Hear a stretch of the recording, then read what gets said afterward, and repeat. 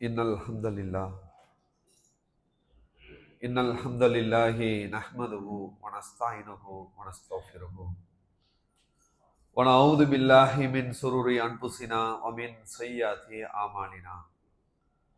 May yahdihillahu fala mudilla lahu wa may yudlil fala hadiya lahu. Wa nashhadu an la ilaha illallah wahdahu la sharika lahu wa ashhadu anna Muhammadan abduhu rasuluhu. A'udzu billahi minash shaitonir rajim. Bismillahirrahmanirrahim. Ya ayyuhan nas ittaqu rabbakumul ladzi khalaqakum min nafsin wahidah wa khalaqa minha zawjaha bassa minhuma rijalan katsiran wa nisaa. Wattaqullaha alladzi tasaaluna bihi wal arham innallaha kana alaykum raqiba. Rabbi shrah li sadri wa yassir li amri. வகுலல் வகுதத்தமிழ் Isani எப்போவு கவுளி ரப்பி ஜித்னி இல்மா. புகழும் புகழ்ச்சியும் அகில உலகத்தின் இரட்சகனாகிய அல்லாஹ் ஒருவனுக்கே உரித்தாகட்டும்.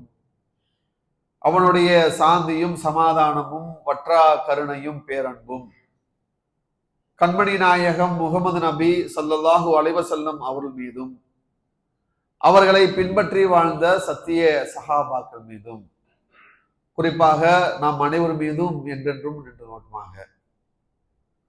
மேலும் சூரியன் உதிக்கின்ற நாட்களிலே சிறந்த நாளான இந்த ஜுமாவுடைய நாளை நம்ம எல்லாம் இங்கு ஒன்று திரட்டிய அல்லாஹ்வுக்கே எல்லா புகழும். அல்லாஹ் அவன் தனித்தவன், அவனுக்கு யாதொரு இணையும் இல்லை. வானங்கள் மற்றும் பூமியில் உள்ள ஆட்சி அதிகாரம் அவனுக்குரியது. அவனே நியாய தீர்ப்பு நாளின் அதிபதியும் ஆவான். அவனை யாரும் பெறவும் இல்லை, யாராலும் பெறப்படவும் இல்லை. அன்றைய முகமது நபி ஸல்லல்லாஹு அலைஹி வஸல்லம் அவர்கள் அல்லாஹ்வுடைய அடிமையும் தூதரும் ஆவார்கள் என சான்று கூறியவனாக எனது ஜும்மா உரையை ஆரம்பம் செய்கின்றேன். கண்ணியத்திற்குரிய எல்லாம் அல்ல ஏக இறைவனின் நல்லடியார்களே, அன்பு பெரியவர்களே, சகோதர சகோதரிகளே, ஏறக்குறைய ஒரு 600 ஆண்டுகளுக்கு முன்பாக, அதாவது 1400 ஆண்டுகளுக்கு முன்பாக அரபு தேசம் என்று சொல்லக்கூடிய மக்கமா மாநகரத்திலே வாழ்ந்த மக்கள் எல்லாம் எப்படி இருந்தாங்கன்னு சொன்னா, அறியாமையில் அவர்கள் மூழ்கி இருந்தார்கள். ஐயமுல் ஜஹலியா என்று சொல்லக்கூடிய அறியாமை கால மக்களாக அரபு தேச மக்கள் பார்க்கப்பட்டார்கள். தான் செய்யக்கூடிய காரியம் இறைவனுக்கு உகந்ததல்ல, இது நாளை மறுமை நாளில் இறைவனிடத்திலே நமக்கு பெரும் பாவமாக கருதப்பட்டு நாம் எல்லாம் நரகத்தில் தள்ளப்படுவோம் என்ற பயமும் இல்லாமல், செய்யக்கூடிய காரியம் நன்மையா தீமையா என்பதை விளங்காமல் அவர்களுக்கு சரியான முறையில் போதனை வராத காரணத்தினாலே அப்பொழுது வாழ்ந்த மக்கள், அரபு தேசத்தில் வாழ்ந்த மக்கள் பல வகையான அறியாமை பழக்க வழக்கங்களில் மூழ்கியிருந்தார்கள். அல்லாஹ்வும் திருமறை குரானிலே அந்த அரபு தேச மக்கள் எப்படி இருந்தார்கள் என்பதை எல்லாம் சொல்லி காட்டுகின்றான். 8வது அத்தியாயம் 35வது வசனத்திலே காபத்துல்லா என்று சொல்லக்கூடிய அல்லாஹ்வுடைய இறையில்லமான அந்த காபத்துல்லாவை அப்பொழுது வாழ்ந்த மக்கள் தௌபா செய்வார்கள், தவாப் செய்வார்கள், சுத்தி வருவார்கள். இப்ப நம்ம உம்ராவோ ஹஜ்ஜோ செய்ய போறோம்னு வச்சுக்கோங்க, என்ன செய்வோம்? இஹ்ராம் கட்டி அழகான முறையில் அதை சுற்றி வரும். லப்பைக் அல்லாஹும்ம லப்பைக் என்று சொல்லக்கூடிய தல்பியா சொல்லி அந்த காபத்துல்லாவை நாம் சுற்றி வருவோம். ஆனால் 1400 ஆண்டுகளுக்கு முன்பாக வாழ்ந்த மக்கள் எப்படி இருந்தாங்க, எப்படி இருந்தாங்க, என்ன செஞ்சாங்க என்பதை அல்லாஹ் ரப்பல் ஆலமீன் 8வது அத்தியாயம் 35வது வசனத்தை சொல்லும் பொழுது, அவருடைய வணக்க வழிபாடுகள் எல்லாம் அந்த ஆலயத்தில, அந்த இறையிலத்தில் எப்படி சொன்னா கைகளை தட்டுவதும் சீட்டி அடிப்பதுமாக இருந்தது. அதுவும் குறிப்பாக பெண்கள் எப்படி சொல்லுவாங்கன்னு சொன்னா, ஆண்கள் நடமாட்டம் இல்லாத நேரத்தில போய் நிறுவனமாக என்ன பண்ணுவாங்க, காபத்துல்லாவை சுத்தி வருவார்கள். ஏன் இப்படி செஞ்சாங்க? இப்படி எல்லாம் செய்யக்கூடாது, செய்தா பெரும் பாவமாக இறைவனிடத்திலே தண்டனை கிடைக்கும் என்ற ஒரு பயம் இல்லை, அவர்களுக்கு சரியான போதனை இல்லை. அது மட்டுமல்லாமல் அல்லாஹ் ரப்பல் ஆலமீன் 16வது அத்தியாயம் 58வது வசனத்தில் அல்லாஹ் சொல்கின்றான், இதா புசிர அஹதும் பில் உன்சா வல்ல வஜஹு முக்ஸ்தரா யத்தவரா பினல் சௌமி. அப்பொழுது வாழ்ந்த மக்களிடத்திலே ஒரு மனிதருக்கு ஒரு பெண் குழந்தை இறைவன் கொடுத்தால், ஒரு கணவன் மனைவி என்று சொல்கின்ற தம்பதிகளுக்கு இறைவன் பெண் குழந்தையை கொடுத்தான்னு சொன்னா, அப்பொழுது வாழ்ந்த மக்கள் இடத்துல என்னன்னு சொன்னா, பெண் குழந்தை பெற்றதுன்னு சொன்னா நமக்கு ஒரு இழிவு. போய் போய் நமக்கு ஒரு பெண் குழந்தை கிடைச்சதுன்னு சொல்லி என்ன பண்ணுவாங்க, அந்த பெண் குழந்தையை உயிரோடு போட்டு மண்ணில் புதையக்கூடியவளா இருந்தார்கள். அது அல்லாஹ் சொல்றான், இதா புசிரா அகது பில் உன்சா, ஒரு மனிதனுக்கு பெண் குழந்தை பிறந்த நன்மராயம் சொல்லப்பட்டால் அவனுடைய முகம் கருகருத்து விடுகின்றது. எத்தவாரா பின்னர் சோமி, இதை வளர்ப்பதா அல்லது இதை உயிரோடு போட்டு மண்ணில் புதைப்பதா என்று அவருடைய உள்ள நாடுது. அப்ப 1400 ஆண்டுகளுக்கு முன்பாக வாழ்ந்த மக்கள் இறைவன் தந்த குழந்தைய ஒரு அருட்கொடையை அவர்கள் கொஞ்சம் கூட ஈவரக்கம் காட்டாம என்ன பண்ணான்னு சொன்னா உயிரோடு போட்டு மண்ணில் வைத்து புதைக்கக்கூடியவர்களாக இருந்தார்கள். ஏன்னு சொன்னா சுய கௌரவம். அப்போ வாழ்ந்த மக்கள் அப்படி இருந்தாங்க. அது மட்டுமா செய்தார்கள் என்று சொன்னா 4வது அத்தியாயம் 22வது வசனம் அல்லாஹ் சொல்றான், வலா தன்ஹியுமா நிக்காவும் ஆபாஹு நிசா, உங்கள் தந்தைமார் மனம் முடித்த பெண்களை நீங்கள் மனம் முடிக்காதீங்க. ஒரு தகப்பன் இருக்கிறாரு, ஒரு பெண்ணை திருமணம் செய்து விட்டார், அந்த தகப்பனுக்குள்ள பிள்ளைகளுக்கு அவர் தாயாக கருதப்படுவார். அப்ப அப்படிப்பட்ட ஒரு தாயை நீங்கள் தாயாக கருத வேண்டும், அவங்களுக்கு சரியான அந்தஸ்து கண்ணியத்தை கொடுக்க வேண்டும். அப்படிப்பட்ட தாய் என்று சொல்லக்கூடிய ஒரு பெண்ணை நீங்கள் மனம் முடிக்காதீர்கள். வலா தன்ஹியுமா நிக்காவும் ஆபாஹு நிசா, இதற்கு முன்னாடி செய்த எல்லாம் மானக்கேடான வெட்கக்கேடான காரியங்களா ஆகும் என்று அல்லாஹ் ரப்பல் ஆலமீன் தடுக்கின்றான். அப்ப 1400 ஆண்டுகளுக்கு முன்பாக வாழ்ந்த மக்கள் இறைவனை எப்படி வணங்கி வழிபாட வேண்டும், நாம் இந்த உலகத்திலே நாம் பிறரிடத்தில் எப்படி நம்முடைய வாழ்க்கை முறை அமைத்துக் கொள்ள வேண்டும், குறிப்பாக நம்ம பிள்ளைகளிடத்தில் எப்படி நடக்க வேண்டும், அதே போன்று விபச்சாரம் போன்ற காரியங்கள் நாம் எவ்வாறு நடந்து கொள்ள வேண்டும் என்ற அச்சம் இல்லாமல் பயம் இல்லாமல் அந்த மக்கள் எல்லாம் இருந்தார்கள். அப்படிப்பட்ட மக்களை எல்லாம் நாளை மறுமை அல்லாஹ் ரப்பல் தண்டிப்பதாக இருந்தால் அவனை யாரும் கேள்வி கேட்க முடியாது. ஆனா அல்லாஹ் ரப்பல் ஆலமீன் கருணையாளனுக்கெல்லாம் கருணையாளன். அப்பொழுது வாழ்ந்த மக்களிடத்திலே நேர்வழிப்படுத்தி அந்த மக்களை எல்லாம் சத்தியத்தை சொல்லி நாளை மறுமை நாளில் அவர்கள் எல்லாம் வெற்றி பெற வேண்டும் என்பதற்காகவே மனிதர்கள் ஒரு புனிதராக இருக்கக்கூடிய அண்ணல பெருமனார் முகமது நபி ஸல்லல்லாஹு அலைஹி வஸல்லம் அவங்களை மக்களிடத்திலே நபியாக அனுப்புறான். வமா அர்சல்னாக்க இல்லா ரஹ்மத்துல் ஆலமீன், நபியே உண்மை இந்த மனித சமுதாயத்திற்கு ஒரு அருளாக ஒரு அருட்கொடையாக நம்ம அனுப்பியிருக்கிறோம். அல்லாஹ்வுடைய தூதர் முகமது நபி ஸல்லல்லாஹு அலைஹி வஸல்லம் வந்தாங்க, நீங்க செய்யக்கூடிய காரியத்தெல்லாம் இறைவன் கண்காணிச்சு கொண்டிருக்கிறான், நாளை மறுமை நாளில் நீங்கள் விசாரிக்கப்படுவீர்கள் என்று அல்லாஹ்வுடைய தூதர் முகமது நபி ஸல்லல்லாஹு அலைஹி வஸல்லம் அவங்க அந்த மக்களிடத்திலே போதனை செய்தார்கள். அப்பொழுது போதனை செய்யும் பொழுது அந்த மக்கள் கேட்டார்கள், இவ்வளவு காலம் நீங்கள் எங்களோடு மனிதராக வாழ்ந்து கொண்டிருந்தீங்க, இப்பொழுது இறைவனுடைய தூதர் என்று சொல்றீங்க, அதுக்கு ஏதாவது காரணம் இருக்குதா, அதுக்கு ஏதாவது ஆதாரம் இருக்குதா, அத்தாட்சி இருக்குதா என்று கேட்டார்கள். அல்லாஹ்வுடைய தூதர் சொன்னாங்க, ஆமாம், எல்லா நபிமார்களுக்கும் அல்லாஹ் ரப்பல் ஆலமீன் ஒரு அத்தாட்சியை ஒரு ஆதாரத்தை கொடுத்திருக்கின்றான். எனக்கு கொடுத்த அத்தாட்சி ஆதாரம் என்ன தெரியுமா, இந்த திருமறை குர்ஆன் என்று அல்லாஹ்வுடைய தூதர் முகமது நபி சொன்னாங்க. எல்லா நபிமார்களுக்கும் ஒரு அற்புதம் வழங்கப்பட்டது, எனக்கு வழங்கப்பட்ட அற்புதம் என்று சொன்னால் திருமறை குர்ஆன் என்று அல்லாஹ்வுடைய தூதர் சொன்னார்கள்.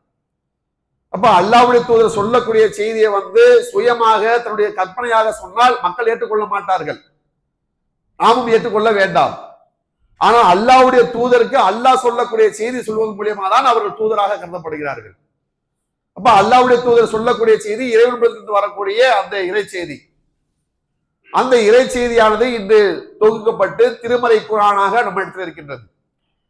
ஆனால் இந்த திருமறை குர்ஆனுடைய வசனங்கள் அந்த அறியாமை கால மக்களிடத்தில் எந்த அளவுக்கு மாற்றத்தை உண்டாக்கிச்சு, அவங்க எந்த அளவுக்கு தன்னுடைய வாழ்க்கையில் நேர்வழி பெற்றார்கள் என்று சொன்னால், முன்னாடி சொன்னமே அது போன்று வாழ்ந்த மக்களை பார்த்து அல்லாஹ் சொல்றான், ரலியல்லாஹு அன்ஹும் வரவுமான், நான் அவர்களை பொருந்தி கொண்டேன், அவர்களும் என்னை பொருந்தி கொண்டார்கள் என்று அல்லாஹ் சொல்கிறான் என்று சொன்னால், திருமறை குர்ஆனுடைய வசனங்கள் இருக்குல்ல, அது அல்லாஹ்வுடைய தூதர் அவர்கள் சொல்லும் பொழுது அந்த மக்கள் எல்லாம் என்ன பண்ணாங்க, இது முகமதுடைய கட்டுக்கதை அல்ல, இவருடைய கற்பனை அல்ல, இவர் சுயமாக சொல்லக்கூடிய செய்தி அல்ல, மாறாக இது இறைவனிடத்திலிருந்து வரக்கூடிய வகை செய்தி என்று அவர்கள் விசுவாசம் கொண்டார்கள். அல்லாஹ்வுடைய தூதர் எதை தன்னுடைய இறை போதனையாக இறை செய்தியாக அல்லாஹ்வுடைய தூதர் சொன்னார்களோ அந்த வார்த்தைக்கு கட்டுப்படக்கூடியவர்களாக அவர்கள் வாழ்ந்தார்கள்.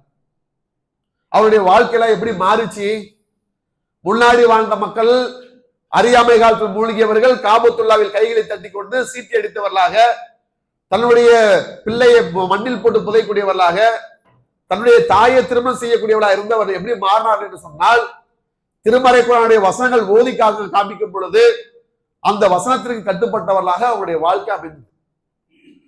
அல்லாஹ் சொல்றான் 8வது அத்தியாயம் 2வது வசனம், இன்னமல் மூமினூன் அல்லதீன இதா துகிரல்லாஹு வஜ்ஜத் குலூபுஹும்.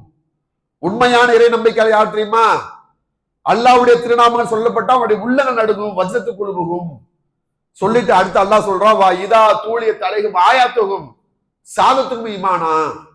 இறை செய்திகள் அவன் முன்பு கூறப்பட்டால் அவருடைய நம்பிக்கை அதிகரிக்கும். அவர்கள் அல்லாஹ்வை சார்ந்திருப்பார்களே, அவர்கள் தான் இறை நம்பிக்கையாளர், உண்மையான இறை நம்பிக்கையாளர் அவர்தான் என்று அல்லாஹ் சொல்கிறான். அப்ப அறியாமை காலத்தில் வாழ்ந்த மக்கள், தான் செய்வது பாவம் என்று கருதாமல் வாழ்ந்த மக்கள், அல்லாஹ்வுடைய தூதர், நான் இறைவனின் தூதர் என்று சொல்லும்போது என்ன காரணம், நீங்கள் தூதர் என்பதற்கு என்ன அடையாளம், என்ன ஆதாரம் என்று கேட்கும் பொழுது, இறைவன் எனக்கு சொல்றான், வகை செய்தி வருகின்றது, இறை செய்தி வருகின்றது என்று அல்லாஹ்வுடைய தூதர் சொல்லக்கூடிய செய்தியை கேட்டு தன்னுடைய வாழ்க்கையில் அவர்கள் கட்டுப்படக்கூடியவர்களாக இருந்தார்கள். எந்த அளவுக்கு இருந்தாங்க? ஒரு முறை அல்லாஹ்வுடைய தூதர் தன்னுடைய தோழரோட உட்கார்ந்து பேசிட்டு இருக்கிறாங்க. அல்லாஹ்வுடைய தூதர் அவங்க பேசிட்டு இருக்கும் போது அமைதி ஆகிட்டாங்கன்னு சொன்னா, அவங்களுக்கு வானத்திலிருந்து வகை செய்தி ஜிப்ரீல் அலைஹிஸ்ஸலாம் மூலமாக திருமறை குர்ஆனுடைய வசனங்கள் வருவது என்பது அர்த்தம். அப்ப அல்லாஹ்வுடைய தூதர் அவங்க பேசிட்டு இருக்கிறாங்க, அமைதி ஆகிட்டாங்க, உடம்பெல்லாம் வேர்க்க ஆரம்பிச்சிருச்சு, சகாபாக்களும் அமைதி ஆகிட்டாங்க, வசனங்கள் வந்து கொண்டிருக்குது என்று அவர்கள் உணர்ந்து கொண்டார்கள். அல்லாஹ்வுடைய தூதர் அவங்க தனக்கு இறக்கப்பட்ட வசனத்தை மௌனமாக கேட்டு தன்னுடைய உள்ளத்தில் பதிய செய்து என்ன வசனம் இறக்கப்பட்டதோ அந்த இறை செய்தியை ஓதி காட்டினார்கள். 2வது அத்தியாயம் 284வது வசனம், லில்லாஹி மாஃபி சமாவாத்தி வமாஃபில் அருள் வா இன்தும் துஃபுது மாஃபி அன்புசிக்கும்.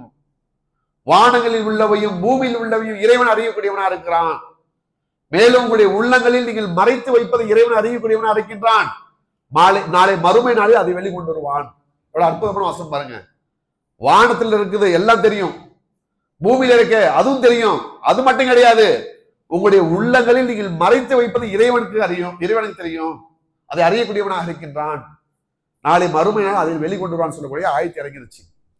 இப்ப சிந்திச்சு பாருங்க, அறியாமை காலத்திலே அல்லாஹ்வுடைய அச்சம் இல்லாமல் வாழ்ந்த மக்களிடத்தில அல்லாஹ்வுடைய தூதர் தனக்கு இறை செய்தி வந்து என்று சொன்ன பிறகு, அந்த மக்களிடத்துல இந்த வசனத்தை ஓதி காட்டின பிறகு அந்த மக்கள் இந்த வசனத்தை கொண்டு சிந்திக்கிறாங்க. சிந்திச்சு பார்த்து என்ன செஞ்சாங்க? புகாரி, முஸ்லிம் போன்ற ஹதீஸ் கிரந்தங்கள்ல அந்த செய்தி பதிவு செய்யப்பட்டிருக்கு. வந்த மக்கள், அங்க இருந்த மக்கள் அந்த சபையிலிருந்து கலைந்து சென்றார்கள், எல்லாம் கலைஞ்சு போயிட்டாங்க. போன மக்கள் இந்த ஆயத்தில் இந்த வசனங்கள் இறங்கும் பொழுது யாரெல்லாம் செவியுறவில்லையோ, யாரெல்லாம் கேட்கவில்லையோ அவர்களுக்கும் சொல்லி அந்த மக்களையும் அழைத்து வந்தார்கள். வந்தவர்கள் அல்லாஹ்வுடைய தூதர் முகமது நபி ஸல்லல்லாஹு அலைஹி வஸல்லம் முன்பாக வந்து மண்டியிட்டு முட்டி போட்டு எந்த ஒரு பேச்சையும் பேசாமல் மௌனமாக இருந்து தன்னுடைய கண்ணிலிருந்து சாரசாரையாக கண்ணீர் வடித்து அழுகக்கூடியவர்களாக ஆனார்கள். இப்ப என்ன வசனம் இறங்கிச்சு, ரசூலா ஓதி காட்டினாங்க. இந்த வசனத்தை கேட்டு போனவங்க இன்னும் பிற மக்களுக்கு சொல்லி கூட்டிட்டு வராங்க. வந்தவங்க எதுவுமே பேசாம அல்லாஹ்வுடைய தூதர் முன்பாக வந்து அப்படியே கண்ணீரை விட்டு அழுகிறாங்க. அல்லாஹ்வுடைய தூதர் அவங்க கேட்கிறாங்க, என்னுடைய தோழர்களே, உங்களுக்கு என்ன நேர்ந்தது, என்னப்பா ஆச்சு, எதுக்காக நீங்க அழுகிறீங்க? இறை செய்தி எனக்கு இறக்கப்பட்டது, அதை நான் உங்களிடத்துல ஓதி காட்டினேன், கேட்டுட்டு போனவங்க இன்னும் பிற மக்களை கொண்டு வந்து அழுகிறீங்களே, அழுகைக்கான காரணம் என்ன, காரணத்தை சொல்லுங்க அப்படின்னு வந்து மக்கள் சொல்றாங்க. அந்த தோழர்கள் சொல்றாங்க, அல்லாஹ்வுடைய தூதரை, நாங்கன்னா எப்படி வாழ்ந்துட்டு இருந்தோம், ஒரு காலம் இருந்துச்சு, நாங்கள் எந்த அளவுக்கு இருந்தோம், வணக்கத்திற்கு தகுதியானவன் அல்லாஹ்வை தவிர வேற இறைவன் இல்லை என்ற கொள்கையை விட்டு நாங்கள் எங்களுடைய மனைச்சி பின்பற்றி வாழ்ந்தோம். ஒரு நாளைக்கு ஒரு சிலையின் வீதமாக 365 நாட்களும் 365 சிலையை வைத்து வணங்கி கொண்டிருந்தோம். லாத்து, ஒசா, மனா போன்ற சிலைகள் அதுல முக்கியமான சிலைகளாக இருந்துச்சு. இப்ப நாங்க அதுலலாம் இல்லை. எங்களுடைய கொள்கை என்ன, எங்களுடைய இறைவன் யார், வணக்கத்திற்கு தகுதியான அல்லாஹ்வை தவிர யாரும் இல்லை என்கின்ற இந்த கொள்கை நாங்க உறுதியா இருக்கிறோம். அது மட்டுமா, ஒவ்வொரு நாளும் 5 வேளை தொழுகை நாங்கள் நிலைநாட்டுறோம். ரமலான் மாதம் முழுவதும் நோன்பு நோக்கின்றோம். எங்களுடைய பொருளாதாரத்தை ஏழைகளுக்கு செலவு செய்கின்றோம். என்ன காரணம்? இதெல்லாம் நாளை மறுமை நாள் இறைவனிடத்திலே அமலாக பெற்றுக்கொண்டு அதற்கான கூலி இறைவன் தந்தால் அதற்காக சொர்க்கம் கிடைக்குமே என்ற ஆசையோடு எதிர்பார்ப்போடு நாங்கள் செய்து கொண்டிருக்கிறோம். ஆனா அல்லாஹ்வுடைய தூதரே, வானத்தில் உள்ளதை இறைவன் அறிவான், பூமியில் உள்ளதை இறைவன் அறிவான், அது எந்த ஒரு மாற்று கருத்தும் கிடையாது. ஆனா அல்லாஹ் சொல்றானே, உங்களுடைய உள்ளத்தில் உள்ளது இறைவன் அறிவான், நாளை மறுமை நாள் அதை வெளிக்கொண்டு வருவான்னு சொன்னா, மனிதன் என்று சொல்லக்கூடியவன் உள்ளத்தினால் சில நேரங்களில் தீமையான காரியத்தை சிந்திக்கிறான். தவறான எண்ணங்கள் வந்துட்டு போகுது, வராம இருக்குமா? நம்ம இருக்கிறாங்க, இந்த உலகத்துல வாழ்றோம், அழகான முறையில் இபாதத் செய்கிறோம், அல்லாஹ்வுக்கு கட்டுப்படக்கூடிய நம்முடைய வாழ்க்கை அமைச்சிருக்கிறோம். உள்ளத்து கெட்டன வராம இருக்குதா? வரலைன்னு சொன்னா பொய் சொல்றேன்னு அர்த்தம். ஏன்? சைத்தான் ஆகப்பட்டவன் நமது மேலும் கீழமாக இடப்புறம் வலதுபுறம் எல்லா ரத்த நாணங்களை ஊறி அவன் என்ன பண்றான்? தவறான சிந்தனை போட்டு கொண்டிருக்கிறான். அப்படி தவறான சிந்தனை உள்ளத்துல வருது. இதை குறித்து நாளை மறுமை நாள் அல்லாஹ் விசாரித்தான் என்று சொன்னால் எங்களுடைய நல்லறங்கள் எல்லாம் அழிக்கப்பட்டு நாங்கள் நரகத்தில் போய் விழுந்து விடுவோமா என்ற கவலை எங்களுக்கு ஏற்பட்டது. அதனாலதான் நாங்கள் அழுகிறோம் என்று அல்லாஹ்வுடைய தூதர் முகமது நபி ஸல்லல்லாஹு அலைஹி வஸல்லம் சொல்றாங்க. இது உண்மைதான். என்ன சொல்ல முடியும்? அல்லாஹ்வுடைய தூதர் சொல்றாங்க, என்னுடைய தோழர்களே, நீங்க சொல்ல வேண்டிய செய்தி என்ன சொல்ல தெரியுமா? சமியுனா அஹ்தானா, நாங்கள் எதை செவியுற்றோமோ அதுக்கு நாங்கள் கட்டுப்பட்டோம் என்று நீங்கள் எல்லாம் சொல்லிவிடுங்கள் என்று அல்லாஹ்வுடைய தூதர் முகமது நபி ஸல்லல்லாஹு அலைஹி வஸல்லம் அவங்க அழுகக்கூடிய அந்த தோழர் சொன்னாங்க, சமியுனா அஹ்தானா, நாங்கள் எதையெல்லாம் செவியுற்றோமோ எதையெல்லாம் கேட்டோமோ அதுக்கு நாங்கள் கட்டுப்பட்டோம் என்று நீங்கள் எல்லாம் சொல்லிவிடுங்கள் என்று அல்லாஹ்வுடைய தூதர் சொன்ன பிறகு அந்த மக்கள் எல்லாம் அதே சொல்லி கொண்டிருந்தார்கள். அழுகக்கூடிய மக்களுக்கு ஆறுதல் சொல்லக்கூடிய விதமாக மீண்டும் அல்லாஹ் ரப்பல் ஆலமீன் ஆயத்தை இறக்குறான். அதே அத்தியாயம் 2வது அத்தியாயத்துல 284வது வசனம், லா யுஹல்லிபுல்லாஹு நஃப்ஸன் இல்லா உஸாஹா, எந்த ஆத்மாவையும் அதனுடைய சக்திக்கு உட்பட்டு நாம் சிரமப்படுத்த மாட்டோம் என்று அல்லாஹ் ரப்பல் ஆலமீன் ஆயத்தை இறக்குறான் என்று நம்ம ஹதீஸ்ல பார்க்கிறோமே. சிந்திச்சு பாருங்க. திருமறை குர்ஆனுடைய வசனங்கள் ஓதி காட்டப்பட்டால் அவருடைய நம்பிக்கை அதிகரிக்கும். அவர்கள் அல்லாஹ்வை சார்ந்திருப்பார்கள். இன்னைக்கு நம்முடைய வாழ்க்கை எந்த அளவுக்கு இருக்குது? திருமறை குர்ஆனுடைய தொடர்பு எந்த அளவுக்கு இருக்குது? இன்னைக்கு திருமறை குர்ஆனுடைய தொடர்போடு நாம் எந்த அளவுக்கு வாழ்ந்து கொண்டிருக்கிறோம்? ஏகத்துவாதிகள் என்று சொல்கின்றோம். நாளை மறுமை நாளில் சொர்க்கம் தான் என்னுடைய லட்சியம் என்று நாம் வாழ்க்கை அமைத்துக் கொண்டிருக்கிறோம். ஆனால் திருமறை குர்ஆனுடைய தொடர்பு நமக்கு எப்படி இருக்குது? சிந்திச்சு பாருங்க. அலிஃப் லாம் மீம் என்பது 3 எழுத்து. ரசூலுல்லாஹ் சொல்றாங்க, நீங்க இந்த 3 எழுத்தை வாசித்தால் ஒரு எழுத்துக்கு ஒரு நன்மை கிடையாது, மாறாக ஒவ்வொரு எழுத்துக்கும் 10 நன்மை அல்லாஹ் பதிவு செய்வான். எனவே திருமறை குர்ஆனை ஓதுங்கள். எந்த இல்லங்களில் எல்லாம் அல் பக்ரா என்று சொல்லக்கூடிய அத்தியாயம் ஓதப்படுதோ அது அல்லாஹ்வுடைய அருள் புரிந்த இல்லமாக கருதப்படும். யார் ஒரு மனிதர் அல் பக்ரா என்று சொல்லக்கூடிய 2வது அத்தியாயம், ஆலை இம்ரான் என்று சொல்லக்கூடிய 3வது அத்தியாயம் 2 அத்தியாயத்தை ஓதிட்டு இருக்கிறாங்களோ நாளை மறுமை நாள் அதை ஓதிவருக்கு அவர் அல்லாஹ் அந்த அத்தியாயம் நாளை மறுமை நாள் அல்லாஹ்வுக்காக அவர் சிபாரிசு செய்யும். எனவே திருமறை குர்ஆனை ஓதுங்க, அல் பக்ரா அத்தியாயத்தை ஓதுங்க. நீங்க நம்ம ஓதுறோமா? ஏகத்துவாதிகள் என்று சொல்றோம். இந்த இஸ்லாமிய மார்க்கம் தான் என்னுடைய வாழ்க்கை நெறி என்று சொல்றோம். அல்லாஹ்வை தான் இறைவன் என்று வணங்கி கொண்டிருக்கிறோம். ஆனால் நம்முடைய வீடுகளில் அல் பக்ரா அத்தியாயம் ஓதப்படுதா? நீங்க நம்ம வீட்டுல பெரிய பெரிய டிவி இருக்கு, சீரியல் ஓடுது, சினிமா பார்க்கிறோம், பாட்டு கேட்கிறோம், பல வகையான சேனல் மாறி கொண்டு இருக்கு. அதுக்குன்னு காசு கட்டி சேனல் வச்சிருக்கிறோம். ஆனா அல் பக்ரா அத்தியாயத்தை ஓதுறோமா? சிந்திச்சு பாருங்க. அப்போ நாம் ஏகத்துவாதிகள் என்று சொன்னால் இந்த திருமறை குர்ஆனுடைய தொடர்பு எப்படி இருக்குது? அல்லாஹ் சொல்றான், அலம் நஜி அல்லாஹு ஐனைன் வா லிஸானு வஸஃபத்தைன், அவனுக்கு 2 கண்ணையும் 2 உதடையும் ஒரு நாவை நாம் படைக்கலையா? அல்லாஹ் நமக்கு கண்ணை கொடுத்துருக்கான். கண்ணை கொடுக்கலன்னு சொன்னா குருடன் ஆயிரும். இந்த பள்ளிவாசலுக்கு அழகான முறையில் வர முடியாது. அல்லாஹ் அமானிதமா கொடுத்திருக்கிறான். 2 உதடை கொடுத்தான், ஒரு நாவை கொடுத்தான் பேசுவதற்கு. இந்த கண்ணை வைத்து இந்த நாவை வைத்துக் கொண்டு எத்தனை திருமறை குர்ஆன் எடுத்து வாசிக்கிறோம், உச்சரிப்போடு வாசிக்கிறோம். நீ சிந்திச்சு பாருங்க. போன் எடுத்தோம்னு சொன்னா அழகான முறையில் நமக்கு நீ நிறைய அதுக்கான ஆட்கள் வந்திருக்கு. திருமறை குர்ஆனை ஓதுவதற்கு பார்க்கிறோமா? எடுத்து ஓதுறோமா? ட்விட்டர் பார்க்கிறோம், வாட்ஸ்அப் பார்க்கிறோம், ஃபேஸ்புக் பார்க்கிறோம். இன்னைக்கு அதுல நம்ம காலத்தை கழிச்சிட்டு இருக்கிறோமே. திருமறை குர்ஆனை எடுத்து ஓதக்கூடிய மக்கள் எத்தனை பேரு? ஆனா அல்லாஹ்வுடைய தூதர் அவர்கள் வார்த்தை எடுத்த அந்த சஹாபாக்கள் அல்லாஹ் ரப்பல் ஆலமீன் அல்லாஹ்வுடைய தூதர் மூலமாக எதை சொன்னானோ அதற்கு கட்டுப்படக்கூடியவர்களாக அவர் இருந்தார். எனவே அல்லாஹ் சொல்றான், ரலியல்லாஹு அன்ஹும் வரலுமான், நான் அவர்களை பொருந்தி கொண்டேன், அவர்களும் என்னை பொருந்தி கொண்டார்கள். இப்ப நம்மளை பொருந்தி கொண்டானா அல்லாஹ்? திருமறை குர்ஆனை எடுத்து நம்ம வாசிக்கிறோமா? எந்த அளவுக்கு சொன்னா ரசூலுல்லாஹ் சொல்றாங்க, திருமறை குர்ஆனிலே 30 ஆயத்துகள் கொண்ட வசனங்கள் கொண்ட ஒரு அத்தியாயம் இருக்கு. முல்க் என்று சொல்லக்கூடிய அத்தியாயம், தபாரக்கல்லதி பியதில் முல்க் என்று சொல்லக்கூடிய அத்தியாயம். அதை நீங்க தொடர்ச்சியா வாசிச்சுட்டு இருங்க.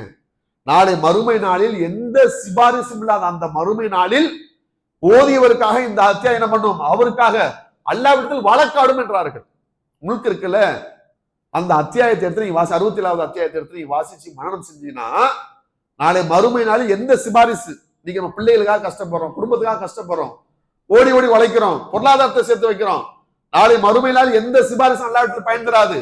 அப்படி பயன் தராத அந்த நாளில் இதை ஓதியதற்காக அந்த அத்தியாயமானது நாளை மறுமை நாள் அல்லாஹ்விடத்தில் என்ன பண்ணும், சிபாரிசு செய்யும். எனவே நீங்கள் ஓதுங்கள் என்று அல்லாஹ்விடத்தில் சொன்னாங்க. சிந்திச்சு பாருங்க எவ்வளவு சிறப்புகள் இருக்கு. ஆனா நம்ம திருமறை குர்ஆனுடைய தொடர்பு இருக்கு.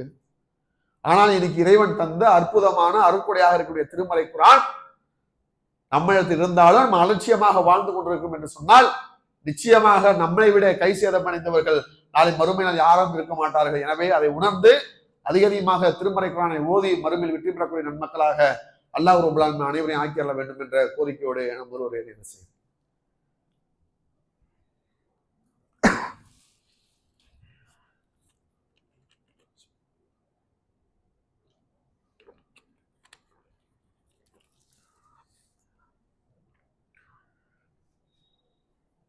கண்ணியத்திற்குரிய எல்லாம் உள்ள ஏகரே நல்லடியார்களே, திருமறை குர்ஆன் வாயிலாக பல வகையான உபதேசங்களை, பல வகையான எச்சரிக்கைகளை நமக்கு இறைவன் சொல்லி காட்டுகின்றார். அதுல முக்கியமான எச்சரிக்கை என்னன்னு சொன்னா, ஃபதக்கீர் இன்னஃபாது திக்ரா சயதக்கரு மை யகுஷா வயத ஜன்னபுல் அஸ்ரா அல்லதி யஸ்லன் நாருல் குப்ரா. உபதேசங்கள் மக்களுக்கு பயன்பெறுமானால் அவர்களுக்கு உபதேசம் செய்யுங்க. அறிவுடையவர்கள் அதை ஏற்றுக்கொள்வார்கள். அறிவினர்கள், அதாவது முட்டாள்கள், அந்த அறிவினர்கள் அதை புறக்கணிப்பார்கள். அந்த அறிவினர்கள் நாளை மறுமை நாளில் நரகத்தில் கருகுவார்கள். அதில் அவர்கள் வாழ மாட்டார்கள், சாக மாட்டார்கள் என்று இறைவன் பதிவு செய்கின்றான். அப்ப அறியாமை காலத்தில் மக்களிடத்திலே அல்லாஹ்வுடைய தூதர் அவர்கள் அறிவுரை செய்தார்கள். எப்படி செய்தாங்க? இறைவன் தனக்கு சொன்ன உபதேசத்தை மக்களிடத்திலே சொன்னார்கள். அந்த மக்கள் எல்லாம் அதை கேட்டு தன்னுடைய வாழ்க்கை அமைத்துக் கொண்டார்கள். அபூ ஹுரைரா ரலியல்லாஹு அன்ஹு, நீங்க புகாரியோ அல்லது முஸ்லிம் போன்ற கிரந்தங்கள் எடுத்து பார்த்தீங்கன்னா ஒரு செய்தியை 7 விதமாக பதிவு செய்யப்பட்டிருக்கும். அந்த 7 செய்திகளை ஏறக்குறைய 5 செய்திகளை பார்த்து சொன்னா அபூ ஹுரைரா, அறிவிப்பாளர் அபூ ஹுரைரா, அப்துல்லா என்று சொல்லக்கூடிய அபூ ஹுரைரா. அதிகமான செய்திகளை அறிவிப்பவர் யாருன்னு சொன்னா அபூ ஹுரைரா அப்படின்னாங்க. இப்ப நீங்க அதிகமான ஹதீஸ்களை அறிவிக்கக்கூடியவராக அபூ ஹுரைரா இருக்கிறாங்க. அதுக்கு என்ன காரணம்? எதுக்காக அவங்க அறிவிச்சாங்க? ஏன் அபூபக்கர் இருந்தாங்க, உமர் இருந்தாங்க, உஸ்மான், இப்படி நபித்தோழர்கள் இருந்தார்களே, இந்த நபித்தோழர்கள் அறிவிக்காதை விட இவர் அறிவித்ததுக்கான காரணம் என்ன அப்படின்னு சொல்லி பார்த்து சொன்னா திருமறை குர்ஆனுடைய வசனம் தான். இதை அபூ ஹுரைரா அறிவிக்கிறாங்க. மக்கள் எல்லாம் அபூ ஹுரைராவாகிய நான் அதிகமான நபிமொழிகளை ஹதீஸ்ல அறிவிக்கிறேன் அப்படின்னு சொல்றாங்களே, அது உண்மைதான். என்ன காரணம் அப்படின்னு சொல்லி கேட்டீங்கன்னா, அதுக்கு ஒரு வசனம். அல்லாஹ் ரப்பல் ஆலமீன் அந்த ஒரு வசனத்தை மட்டும் இறக்கவில்லை என்று சொன்னால் நிச்சயமாக நான் என்ன பண்ணிருக்க மாட்டேன், ஒரு ஹதீஸ் கூட பதிவு செஞ்சிருக்க மாட்டேன். ஆனா அல்லாஹ் ஆயத்துல அப்படி சொல்லியிருக்கிறான் என்று சொல்லி 2வது அத்தியாயம் 159 வசனம்.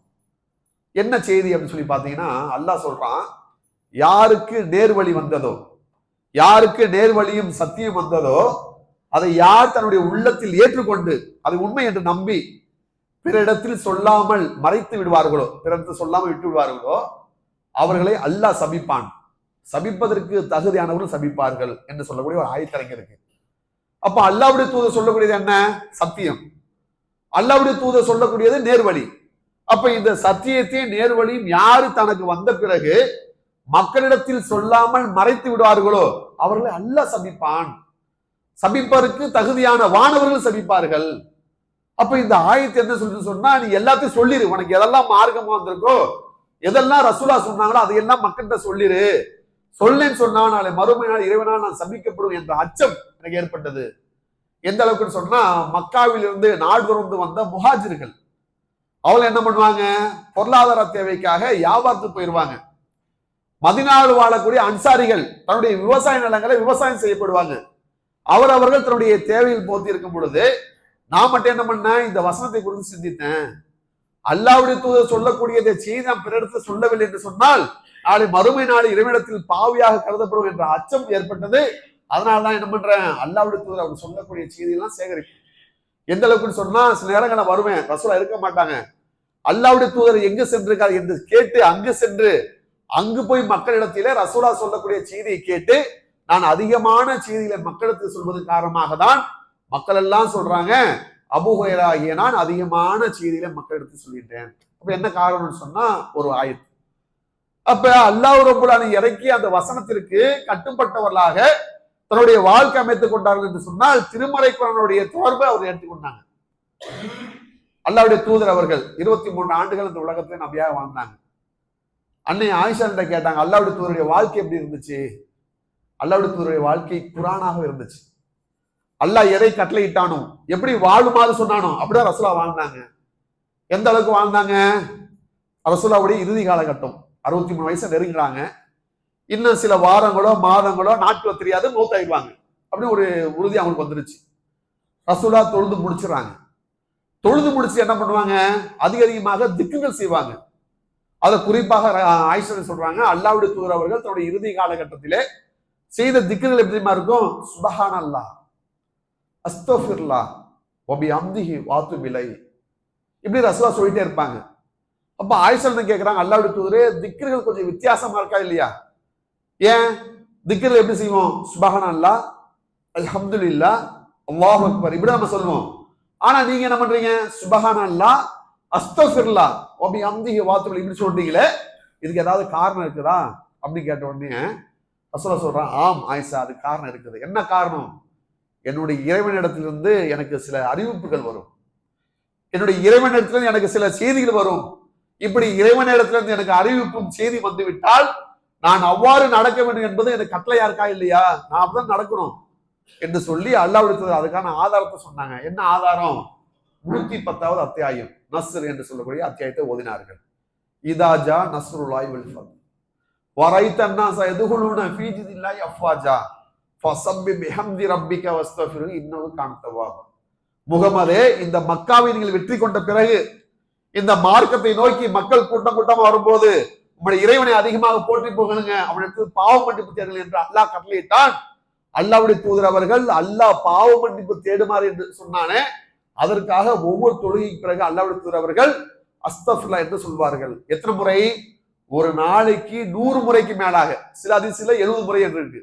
70 முறை அல்லது 100 முறைக்கு மேலாக அல்லாஹ்வுடைய தூதர் முகமது நபி ஸல்லல்லாஹு அலைஹி வஸல்லம் அவர்கள் சொல்வார்கள், அஸ்தக்ஃபிருல்லாஹ், இறைவா உனக்கு பாவம் மன்னிப்பு தேடுறேன். பாவம் செஞ்சாங்களா? ஜக்காத்து பொருளை வாங்கி சுருட்டிக்கிட்டாங்களா? தொழுகை விட்டு விட்டாங்களா? திக்ரு செய்யலையா? அல்லாஹ்வுக்கு அடிபணிந்தவளாக 5 வாழ்ந்த அல்லாஹ்வுடைய தூதரை பார்த்து அல்லாஹ் சொல்றான், வஸப்பி பிஹம்தி ரப்பிக், இறைவனிடத்தில் பாவ மன்னிப்பு தேடுங்க. ஒரு நாளைக்கு 100 முறைக்கு மேலாக பாவ மன்னிப்பு தேடினார் என்று சொன்னால் அல்லாஹ் ரப்பல் ஆலமீன் அல்லாஹ்வுடைய தூதர் சொன்னா பாவ மன்னிப்பு தேடினார் என்று சொன்னால் அல்லாஹ்வுடைய தூதர் செய்தார்கள். எனவே கண்ணியத்துக்குரியவர்களே, திருமறை குர்ஆன் என்பது அல்லாஹ் ரப்பல் ஆலமீன் நமக்கு தந்த ஒரு பொக்கிஷமான ஒரு அற்புதமாக இருக்கின்றது. எனவே அதை அதிகமாக தொடர்பு ஏற்படுத்தி கொண்டு மறுமை நாளில் வெற்றி பெறக்கூடிய மக்களாக எப்படி இந்த மர்க்கஸ் ஒன்று திரட்டினானோ அதே போன்று நாளை மறுமை நாளில் சொர்க்கத்தில் ஒன்று திரளக்கூடிய மக்களாக நாம் அனைவரும் அல்லாஹ் ரப்பல் ஆலமீன் ஆக்கியல்ல வேண்டும் என்ற கோரிக்கையோடு அந்த உரையை நிறைவு செய்கிறேன். இறுதி சொல்லாக எல்லா புகழும் அல்லாஹ் ஒருவனுக்கே. அஸ்ஸலாமு அலைக்கும் வரஹ்மத்துல்லாஹி வபரகாத்துஹு.